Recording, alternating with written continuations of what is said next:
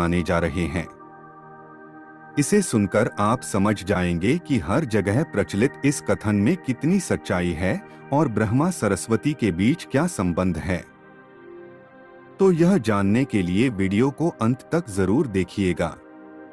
इससे पहले आपको बता दें कि ब्रह्मा और सरस्वती की कहानी उस समय शुरू होती है जब सृष्टि की रचना हो रही थी। हिंदू ग्रंथ के मुताबिक सृष्टि की रचना ब्रह्मा जी के द्वारा की गई है।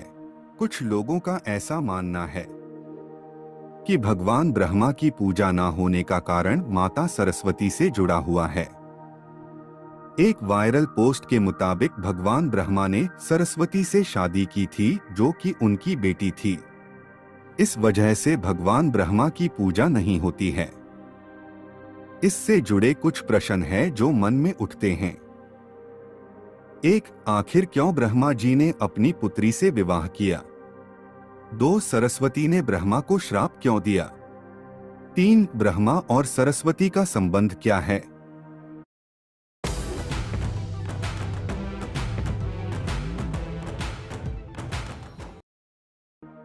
4. सरस्वती पत्नी है या ब्रह्मा की बेटी? 5. ब्रह्मा जी की पूजा क्यों नहीं होती है? 6. ब्रह्मा जी की कितनी शादी हुई है? इस प्रसंग के मुताबिक जब भगवान ब्रह्मा सृष्टि का निर्माण कर रहे थे तो सृष्टि के निर्माण को आगे जारी रखने के लिए ज्ञान की आवश्यकता थी। इस वजह से अपने मन से उन्होंने माता सरस्वती का निर्माण किया।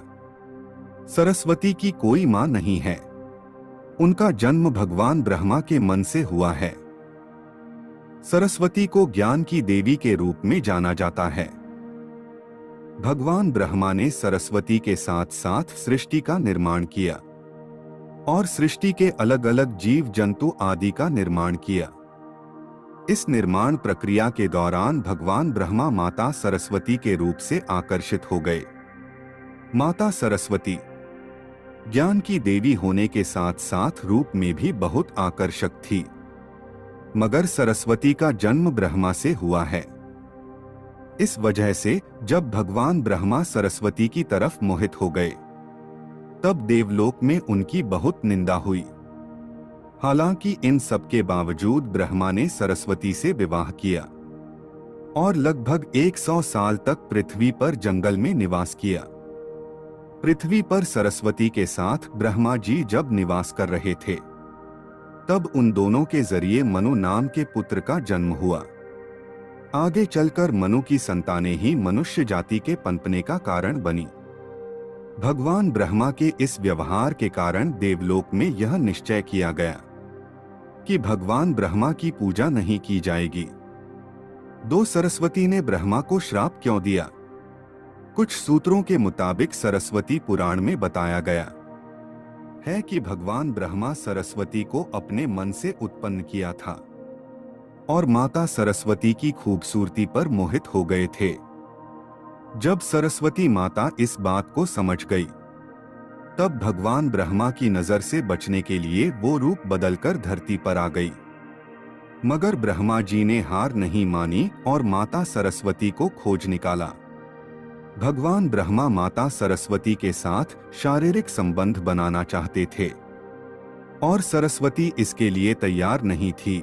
सरस्वती ने ब्रह्मा को श्राप दिया कि धरती का निर्माण करने के बावजूद धरती पर आप कभी पूजे नहीं जाओगे। 3. ब्रह्मा और सरस्वती का क्या संबंध है? ब्रह्मा और सरस्वती दोनों ही हिंदू धर्म में बहुत ही महत्वपूर्ण देवी देवता के पात्र है। इनसे जुड़ी किसी भी जानकारी पर भरोसा करने से पहले आपको वेद पुराण पढ़ना चाहिए। सबसे पहले आपको बता दें कि हिंदू धर्म की सारी जानकारी वेद में दी गई है। हिंदू धर्म वेद से शुरू होता है। इसके साथ ही वेद में इस तरह की किसी भी देवी देवता का वर्णन नहीं है। हम जितने भी देवी देवता के बारे में जानते हैं उन्हें केवल पुराणों में लिखा गया है। अब आपको यह भी समझना होगा कि ब्रह्मा और सरस्वती के संबंध को लेकर जो जानकारी दी जाती है उसमें कहा जाता है कि इस जानकारी को सरस्वती पुराण से लिया गया है। मगर सरस्वती पुराण नाम का कोई भी पुरानी हिंदू धर्म में मौजूद नहीं है। हिंदू धर्म में 4 वेद और 18 पुराण की बात की गई है। इन 18 पुराणों में सरस्वती पुराण नाम का कोई पुराण मौजूद नहीं है। कुछ बड़े पुराणों को उप पुराण में विभाजित भी किया गया है, मगर उप पुराण में भी सरस्वती पुराण नाम की किसी भी पुराण का जिक्र नहीं है। कुछ जगहों पर मत्स्य पुराण की बात की जाती है, मगर इस पुराण में भी आपको सरस्वती और ब्रह्मा के विवाह जैसी कोई जानकारी नहीं मिलेगी। ऐसे में सवाल उठता है कि ब्रह्मा और सरस्वती के बीच कौन सा संबंध है।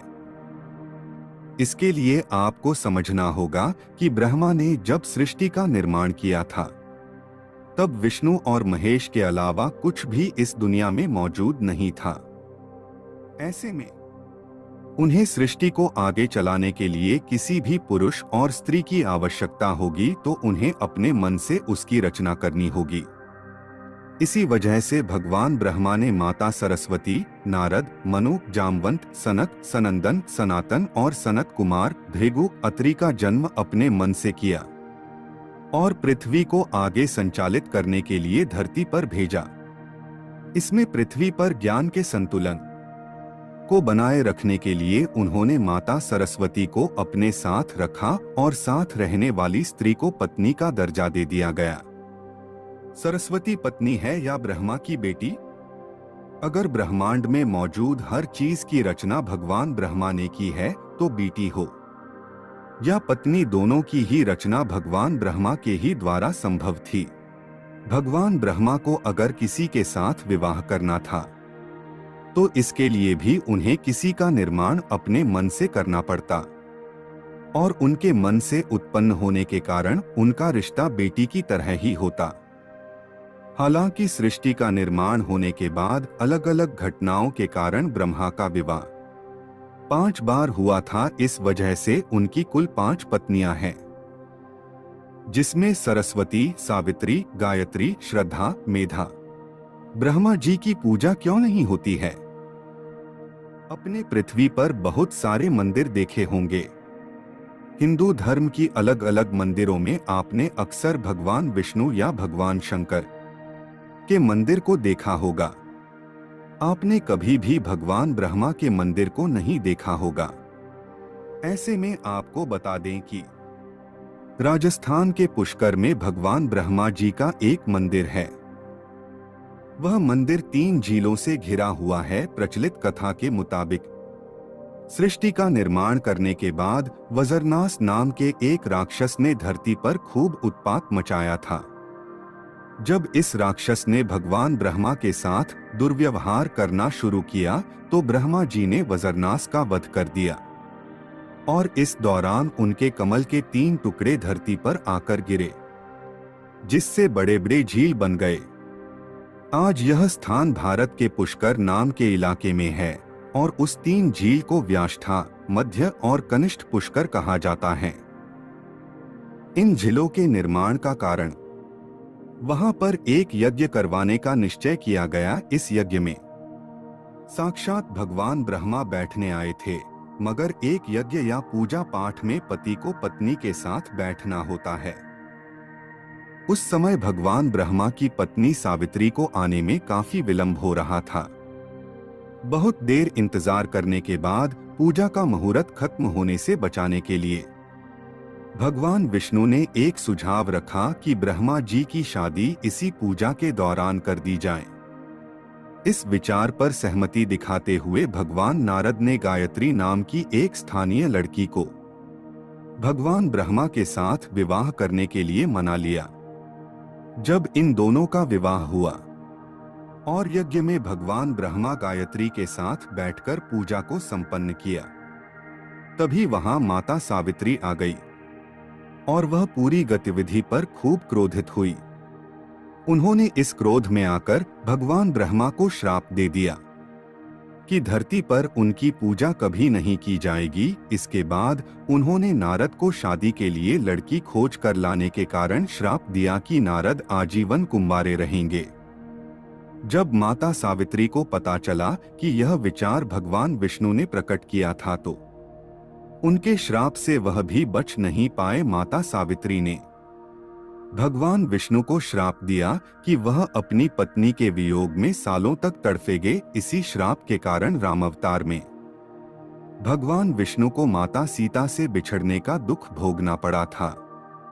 इसके बाद जब माता सावित्री का क्रोध कुछ कम हुआ तब उन्होंने भगवान ब्रह्मा पर दया दिखाते हुए कहा कि उनकी पूजा धरती पर केवल एक जगह पुष्कर में ही हो सकती है। इसके बाद भगवान ब्रह्मा के इस व्यवहार से आहत होकर वह पुष्कर के समीप रत्नागिरी नाम के पहाड़ पर चली गई और हमेशा के लिए तपस्या में लीन हो गई।